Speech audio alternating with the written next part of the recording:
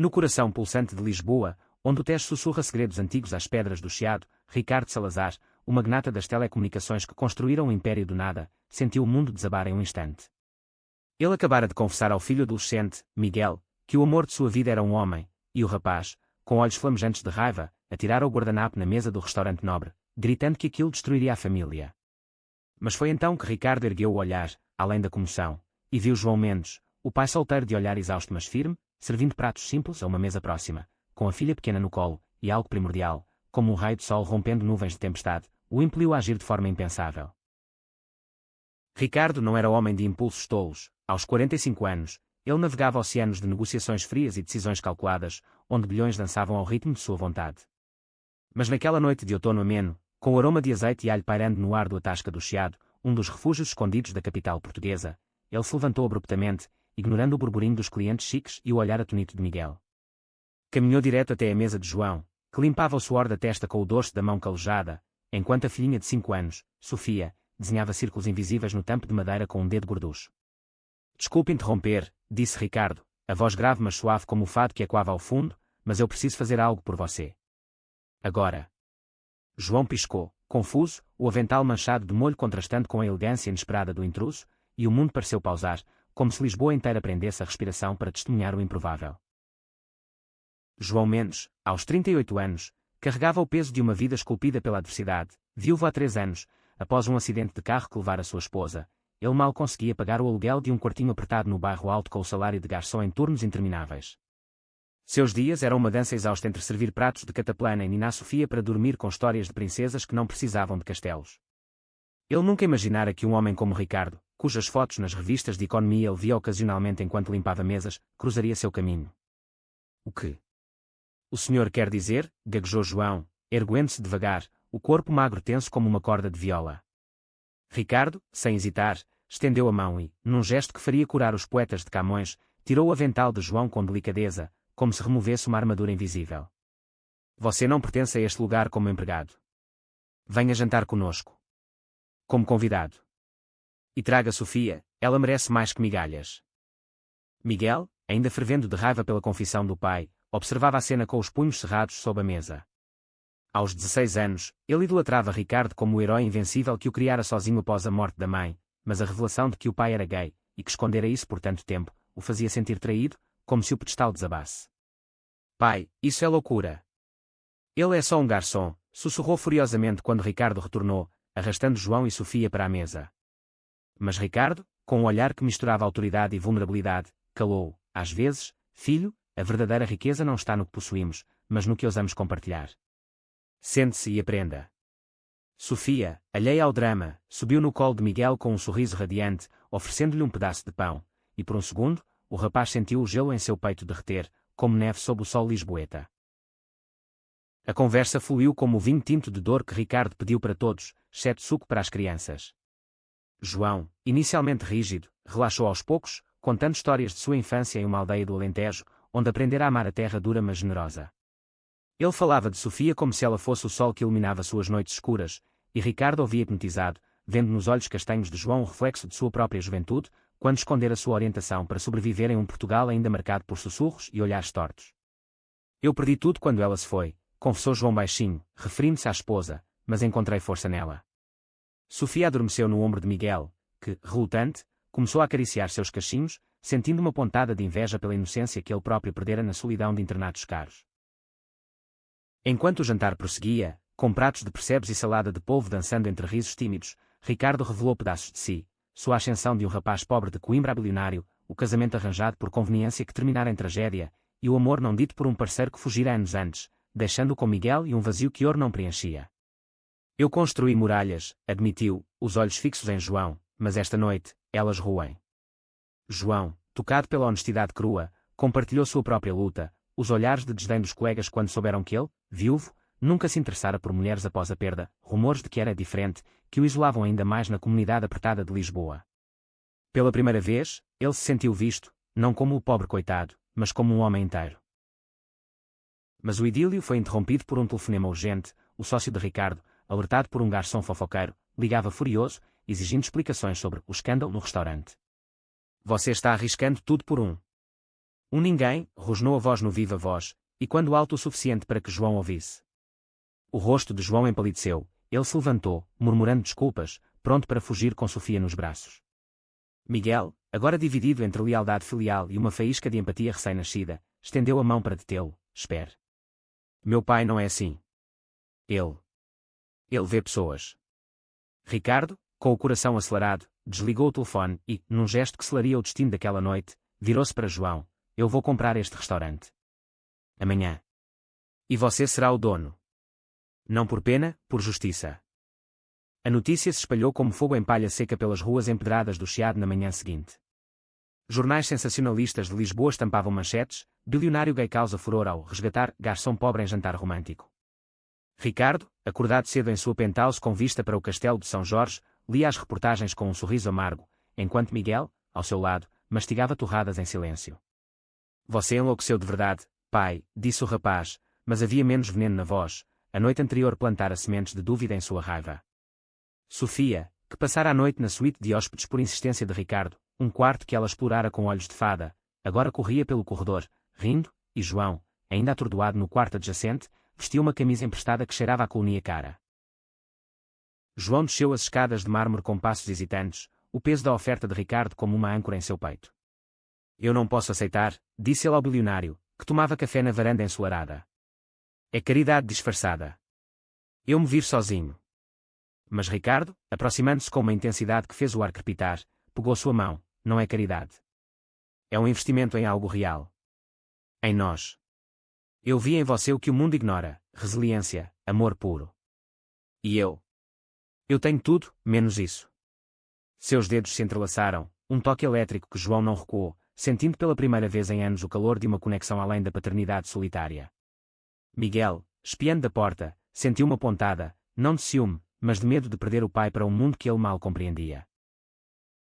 Os dias que se seguiram foram um turbilhão de emoções e intrigas. Ricardo cumpriu a promessa, contratou advogados para transferir a propriedade do restaurante para João, transformando a Tasca do Chiado em um espaço que misturava tradição alentejana com toques modernos, onde João reinava como chefe e dono. Mas a mídia não perdoava, colunistas conservadores, e quando preconceitos velados de uma Portugal ainda em transição, rotulavam a história como o capricho de playboy rico explorando a miséria. Amigos de Ricardo, da elite lisboeta, sussurravam em jantares privados: ele sempre foi excêntrico, mas isso. Namorar um plebeu gay. Vai manchar o legado. João, por sua vez, enfrentava olhares tortos na rua, vizinhos do bairro alto cochichando sobre o viúvo que se vendeu ao dinheiro sujo.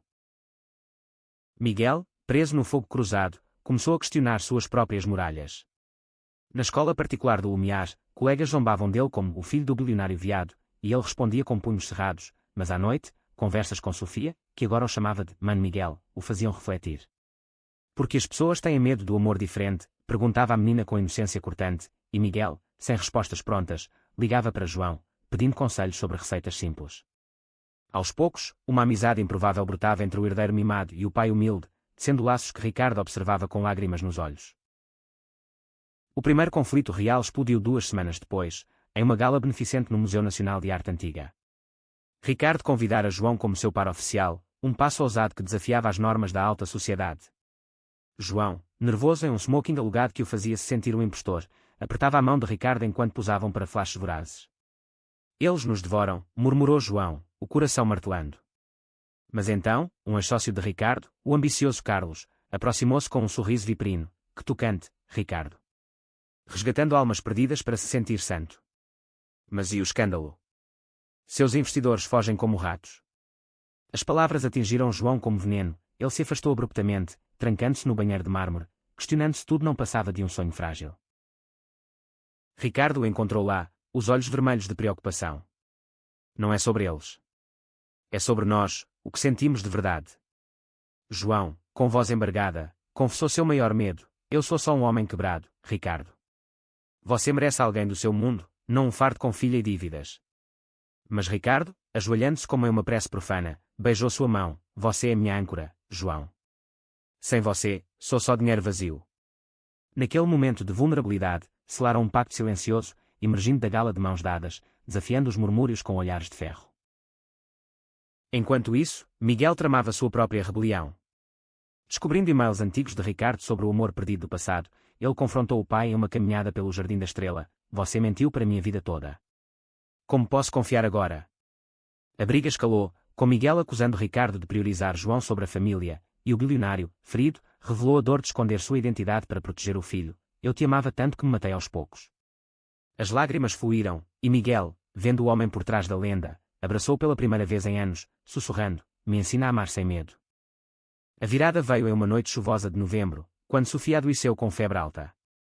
João, pânico no peito, correu para o hospital de Santa Maria, mas sem seguro adequado, os médicos hesitavam. Ricardo, alertado por uma ligação desesperada, invadiu a emergência como uma força da natureza, pagando tudo e garantindo os melhores cuidados.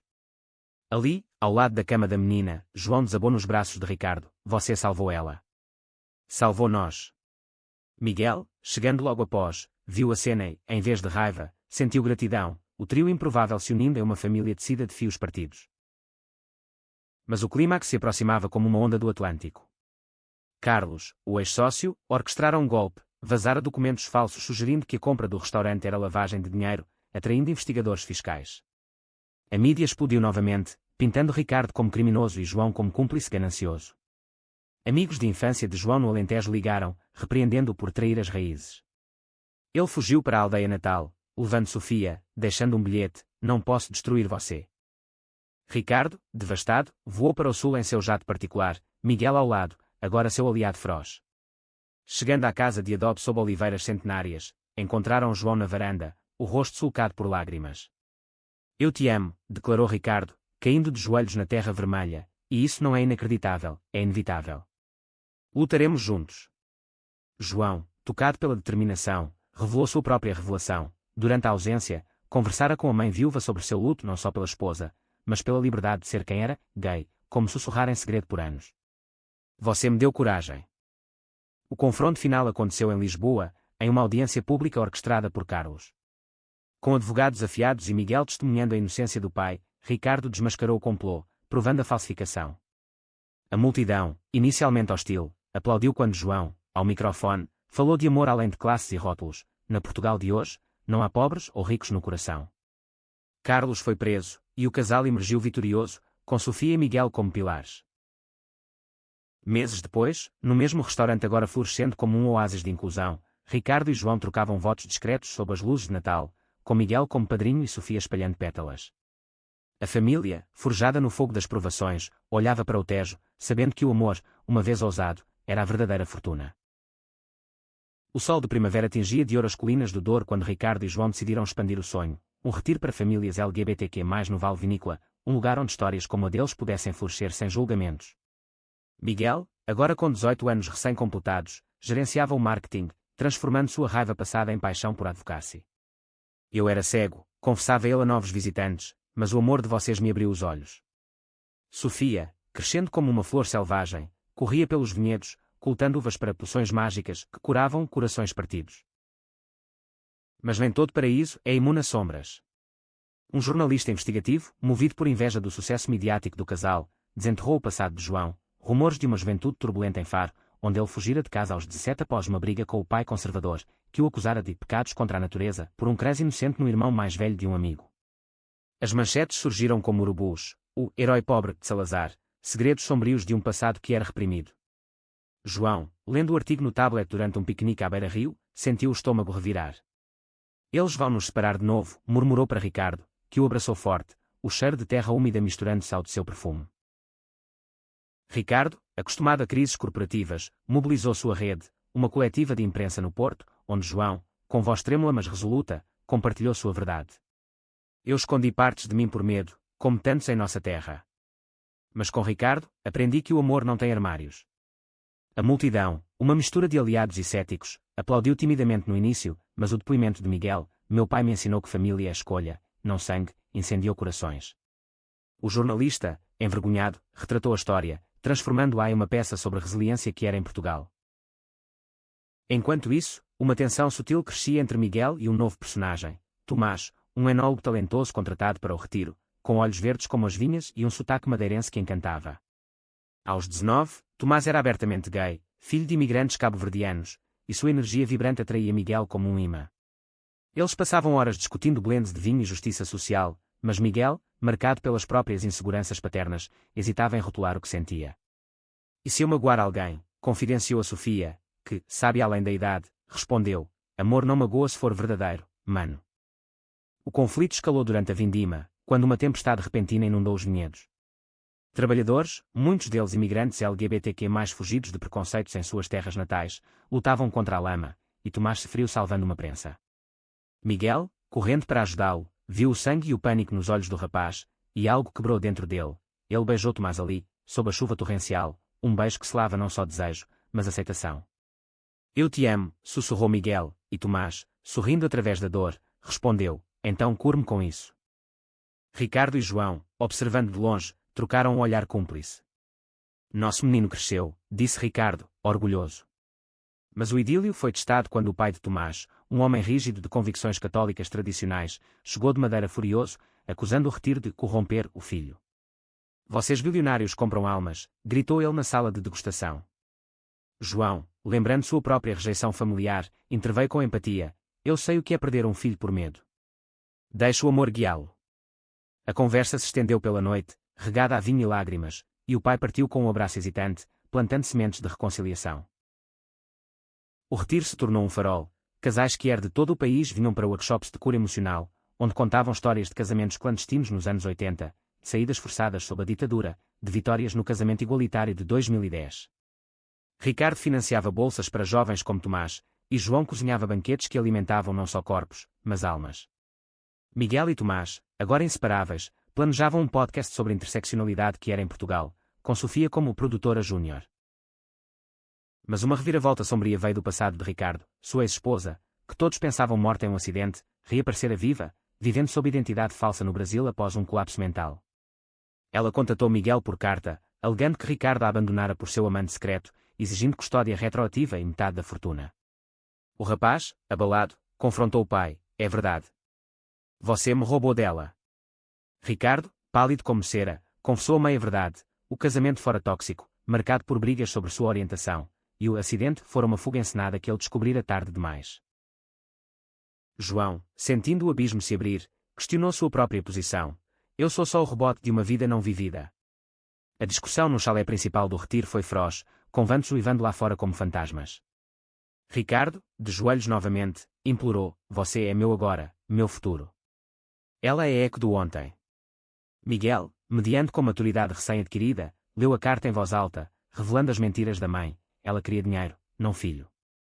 A família se uniu em uma vigília noturna, queimando a carta simbolicamente, jurando lealdade. A resolução veio em um tribunal no Funchal, onde a ex enfrentou Ricardo e Miguel. Com testemunhas de seu colapso e fraudes, ela recuou: mas não sem veneno, vocês monstros que destruíram tudo.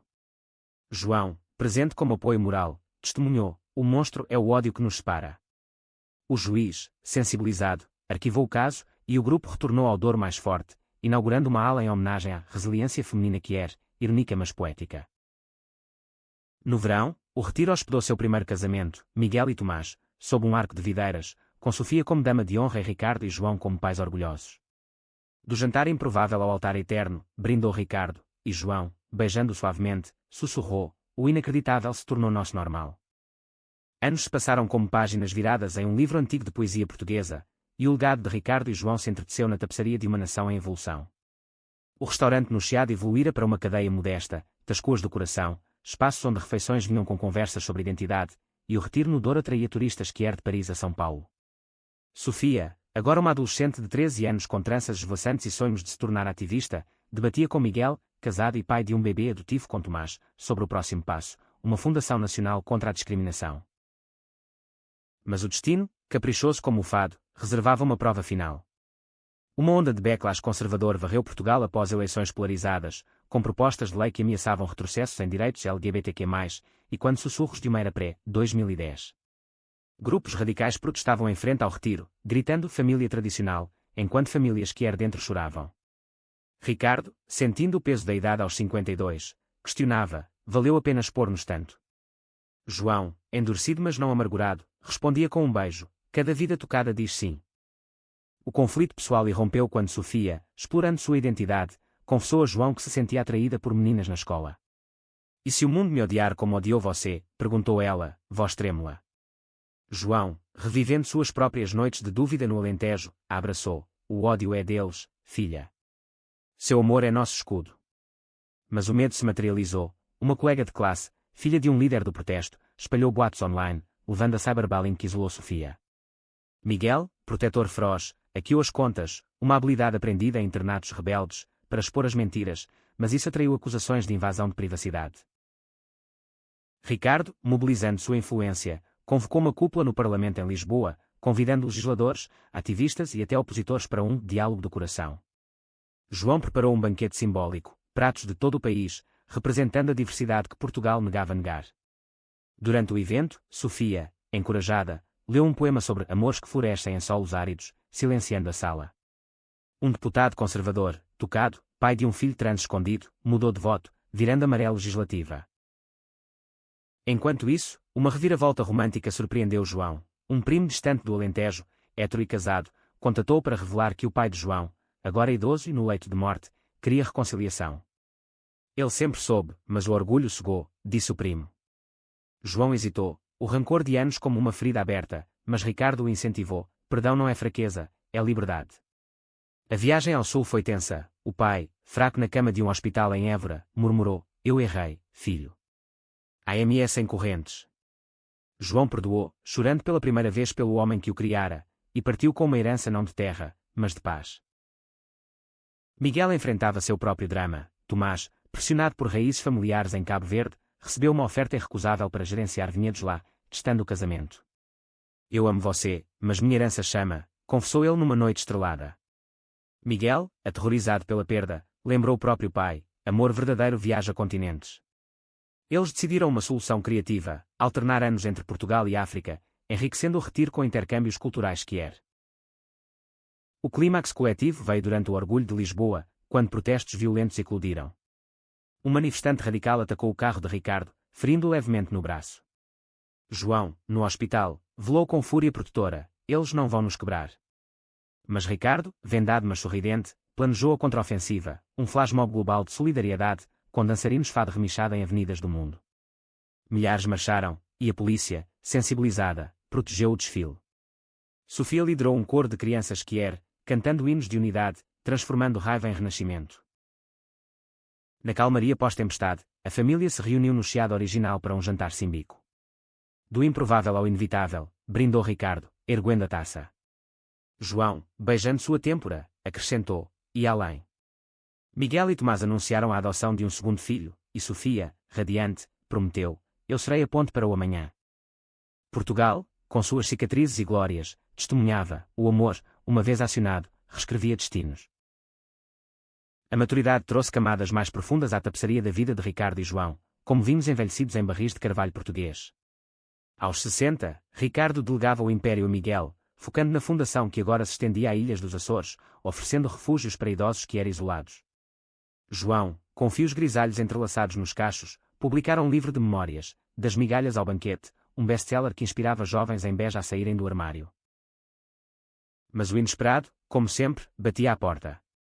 Uma carta anônima chegou ao retiro: eu sei o segredo de Salazar, o amor que ele escondeu custou uma vida.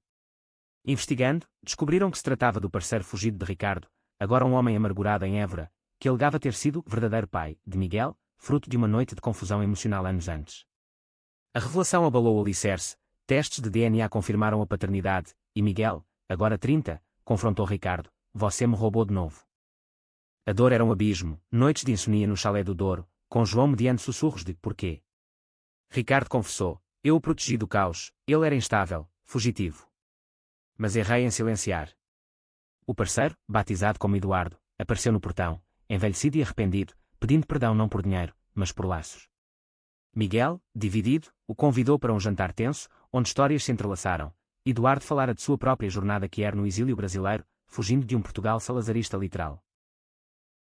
João, vendo ecos de sua reconciliação familiar, facilitou a cura, sessões de terapia no retiro, onde verdades fluíam como o rio Douro.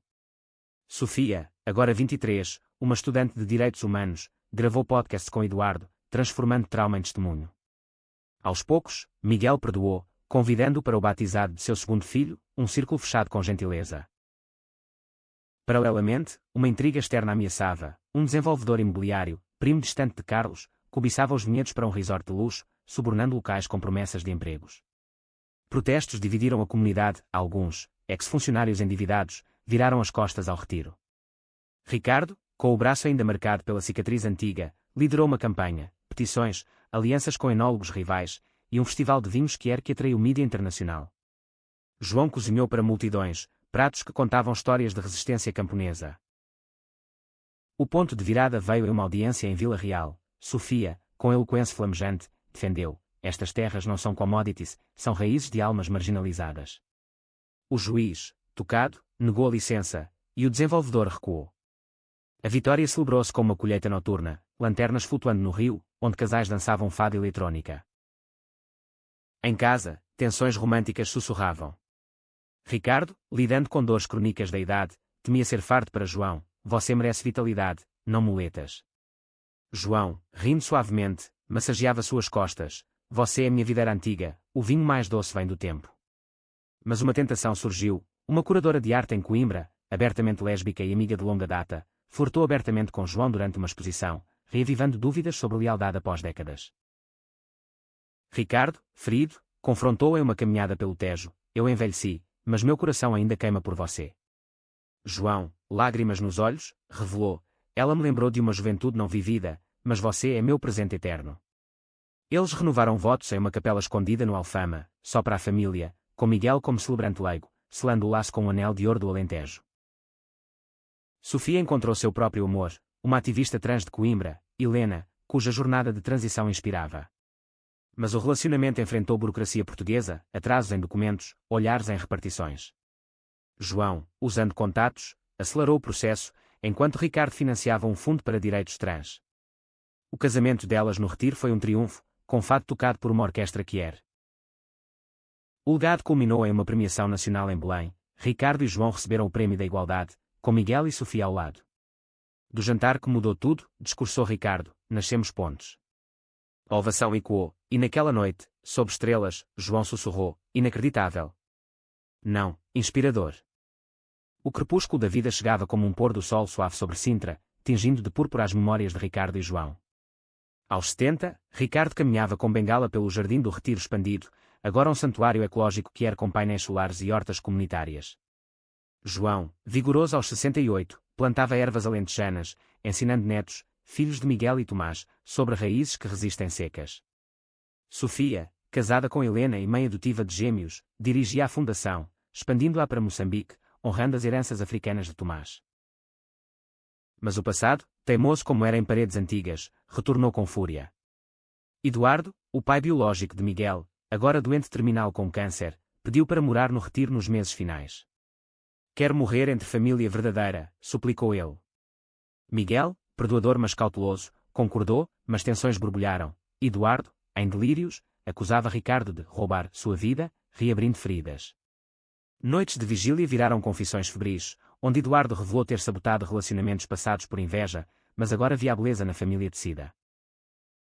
João, empatizando com o moribundo, organizou noites de histórias, círculos onde Eduardo compartilhava anedotas que era dos anos 70, de bares clandestinos em Lisboa sob o Estado Novo.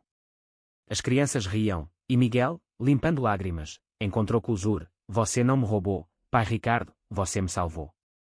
Eduardo partiu pacificamente ao amanhecer, com o Tejo ao fundo, deixando um testamento de doações para a fundação. Externamente, uma crise nacional de estouros, uma pandemia de saúde mental pós-eleitoral, com suicídios que eram em alta devido a discursos de ódio renovados. O governo, pressionado, cortou fundos para o ONGS, forçando o retiro a um dilema: fechar ou inovar. Sofia propôs uma plataforma virtual, Corações Conectados, com terapias online e fóruns em português, financiada por leilões de vinhos raros de Ricardo. João gravou receitas curativas, sopas que aquecem almas, enquanto Miguel codificava o app com Tomás. O sucesso foi viral, mas uma hacker rival, ligada a extremistas, vazou dados sensíveis, expondo identidades vulneráveis.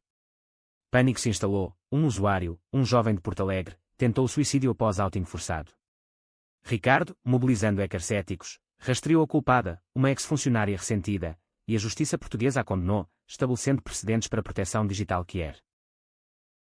Em meio ao caos, um romance tardio floresceu para Sofia, não com Helena, mas uma separação amigável levou-a a redescobrir-se bi, apaixonando-se por um poeta de Évora, Marco, que escrevia sobre amores fluidos. Helena, apoiadora, abençoou a mudança, e o divórcio virou amizade parental. João, vendo a filha navegar, refletiu: amor evolui, como rios. Miguel enfrentou a infertilidade emocional. Após o nascimento dos netos, ele mergulhou em depressão, questionando seu papel como herdeiro perfeito. Tomás, paciente, o levou para uma retrite silenciosa nos Açores, onde vulcões fumegantes espelhavam erupções internas. Você não precisa ser torre, seja raiz, aconselhou Tomás. Miguel emergiu escrevendo um memoir, Filho do Imprevisto, um hito que humanizava bilionários que era. Uma reviravolta global veio, um documentário da Netflix sobre sua história, Jantar Inacreditável, filmado em Lisboa. Atores retratavam o encontro inicial com intensidade, mas controvérsias surgiram, ator X interpretando trans. Sofia protestou, negociando inclusividade, transformando o set em treinamento de sensibilidade. O clímax pessoal foi o aniversário de 80 de Ricardo, uma surpresa no Chiado, com fantasmas do passado, o sócio original, agora aliado, a curadora como convidada platônica. João dançou com ele um fado lento, sussurrando: 7 décadas de você, minha fortuna. Lágrimas fluíram, e netos cantaram, sendo o futuro. No envelhecer, eles viajaram para o Alentejo, João mostrando a Ricardo as planícies onde sonhara menino. Aqui comecei invisível, disse João. Ricardo, beijando a terra, aqui, tornamo-nos eternos. O ciclo da vida, como as estações em Portugal, girava inexorável, trazendo invernos suaves e verões de luz. Ricardo, aos 85, sentava na varanda do retiro, o olhar enevoado pelo tempo mas afiado pela sabedoria, contando histórias para bisnetos que escalavam suas pernas como macacos em sobreiros.